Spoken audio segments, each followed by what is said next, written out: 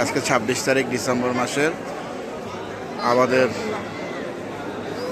আগামীর প্রধানমন্ত্রী জনাব তারেক রহমান আজকে আমাদের আদর্শ শহীদ প্রেসিডেন্ট জিয়াউর রহমানের কবর জিয়ারত করলেন। তার আদর্শ যুগ যুগ ধরে পৃথিবীর বুকে বেঁচে থাকবে। জাতীয়তাবাদী আদর্শ সুন্দর সমৃদ্ধির একটি উন্নয়ন বাংলাদেশ গড়বে। কারণ এই বাংলাদেশ জাতীয়তাবাদী দল একমাত্র ধারণ করে।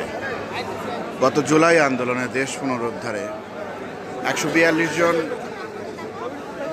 ছাত্রদল, ৭৮ জন যুবদল এবং ৩০ জন স্বেচ্ছাসেবক দল তাজা প্রাণ ঢেলে দিয়ে এই তারেক রহমানের পথকে সুগম করেছেন।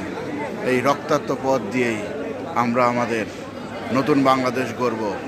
১২ তারিখ ব্যালটের মাধ্যমে জবাব দেব। বাংলাদেশ জাতীয়তাবাদী দল একমাত্র বাংলাদেশ পক্ষের দল। সবাইকে অনেক ধন্যবাদ। সবাইকে